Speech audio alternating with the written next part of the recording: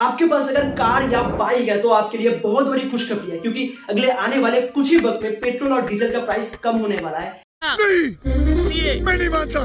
क्योंकि India in सारे gulf country से बहुत ही सस्ते प्राइस में क्रूड ऑयल खरीदने वाला है, वो भी डॉलर की मदद से। डॉलर की मदद से नहीं, वो भी INR की मदद से। और इसीलिए इंडिया को बहुत प्रॉफिट मिलेगा। और अगले आने वाले कुछ ही वक्त में अमेरिकन डॉलर की जो मार्केट कैप 89% से भी ज्यादा है, वो गिरकर 60% हो जाएगा, वो भी INR की वजह से। और इन सभी घटना के पीछे यूएस गवर्नमेंट का सबसे बड़ा हाथ है, क्योंकि गौर से देखा जाए तो 90 से लेकर आज तक दुनिया के सभी कंट्रीज के ऊपर डॉलर राज कर रहा है, रूल कर रहा है। तो यही पावर को कैसे मिसयूज किया जाए, यूएस गवर्नमेंट को बहुत अच्छी तरीके से पता है, वो यही करते आ रहे हैं। अगर एग्जांपल दिया जाए, रशिया एंड यूक्रेन के बीच जब वार चल रहा था तो रशिया की कमर को तोड़ने के लिए यूएस ने रशिया के पास जितना भी डॉलर रिजर्व में था उन सभी डॉलर्स के ऊपर बैन लगा दिया। इससे क्या हुआ, रशिया के पास जितना भी रिजर्व फंड था वो एकदम खराब हो गया। और एक एग्जांपल दिया जाए तो अमेरिका में जो सिलिकॉन वैली नाम की जो बैंक है, हाल ही में जो बैंकक्रप्ट हो गया, वही बैंक है जो अपने फायदे के लिए स्टार्टअप्स को फंड कर रहा था यूएस गवर्नमेंट को उंगली दिखाकर। फिर भी उनके ऊपर कोई स्टेप्स नहीं लिया गया। एंड वही एकमात्र बैंक है जो खुद को खत्म करने के लिए जो गड्ढा चाहिए वो खुद ही कर रहा था। तो जब एक ही दिन में लाखों करोड़ों डॉलर खत्म हो गया, एकदम आग लग गई सभी डॉलर्स के ऊपर, तो यूएस गवर्नमेंट ने अपनी फायदे के लिए इन सारी वेव्स को रोकने के लिए बहुत सारे डॉलर प्रिंट करना स्टार्ट कर दिया। और इससे क्या हुआ, हम सभी को पता है कि जब भी कोई प्रीशियस चीज का सप्लाई बढ़ जाता है तब उसका जो वैल्यू है वो एकदम से गिर जाता है। तो यही हुआ, क्योंकि डॉलर की जो मार्केट में सप्लाई है वो बढ़ गया, लेकिन जो वैल्यू है वो गिर गया। और इससे बहुत सारे कंट्रीज को लॉस हुआ, इंडिया के साथ साथ और भी बहुत सारे कंट्रीज हैं। और यही यूएस की पावर की मिसयूज को रोकना चाहता है बहुत सारे कंट्रीज।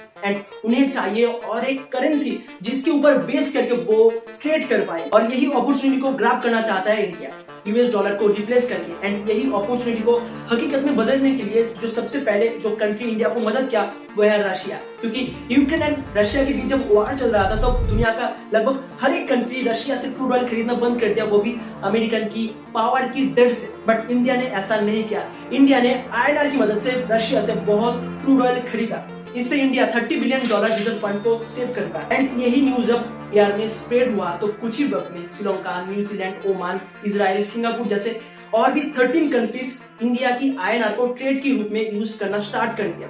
ये तो था इंडिया जहां पर डायरेक्टली इन्वॉल्व था, लेकिन इंडिया जहां पर डायरेक्टली इन्वॉल्व नहीं है वहां पर भी INR को ट्रेड के तौर में यूज किया जा रहा है। एग्जाम्पल के तौर पे श्रीलंका, जहां पर भारी मात्रा में शॉर्टेज चल रहा है डॉलर का, इसीलिए वहां पर फाइनेंशियल क्राइसिस भी चला है। तो यही प्रॉब्लम को सॉल्व करने के लिए श्रीलंका हर एक ट्रेड के लिए INR को यूज कर रहा है।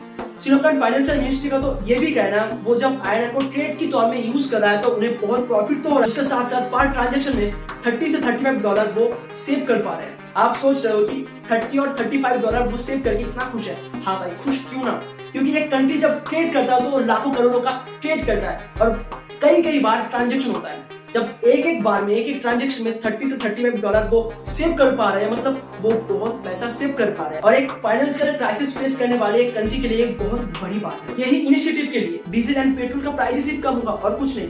इससे बहुत फायदा होगा उन छोटे मोटे बहुत सारे बिजनेसमैन को, उसके साथ साथ बड़े इन्वेस्टर को भी फायदा होगा। इसीलिए तो वो इंडिया में इन्वेस्ट करना चाहता है। और जब वो इन्वेस्ट करेंगे तो इंडिया में बिजनेस बढ़ेगा, कंपनीज बढ़ेगा और इससे जॉब भी बढ़ेगा। और जब जॉब बढ़ेगा तो पर कैपिटल इनकम भी बढ़ेगा। इन सभी स्टेप्स को देखते हुए इंडियन करेंसी को, मतलब INR को साउथ एशियन रिजर्व करेंसी भी कहा जाता है। इन सभी ग्रोथ को देखते हुए अमेरिकन इकोनॉमिक कंसल्टेंट नूर रोयल रूबिनी का यह भी कहना है कि अगर इंडिया इसी तरीके से तरक्की करता रहा तो आने वाले कुछ ही वक्त में, कुछ ही साल में, जहां पर डॉलर का मार्केट कैप 60% है, वहां से गिरकर वो 20% हो जाए। एट दिस टाइम इंडिया को ग्लोबली पावरफुल कंट्री बनने के लिए सबसे इंपॉर्टेंट चीज जो चाहिए वो है हम सभी का सपोर्ट। एंड मुझे भी सर्वाइव करने के लिए चाहिए आप सभी का सपोर्ट। आपको अगर इस वीडियो से कोई वैल्यू मिला हो तो मुझे एक लाइक फेंक के मारिए and focus on solution channel को सब्सक्राइब करके उसके पास वाले बेल आइकन को ऑन कर दीजिए अगले आने वाले वीडियोस को देखने के लिए। चलिए आपसे मुलाकात होती है कोई और एक नई वीडियो में। जय हिंद।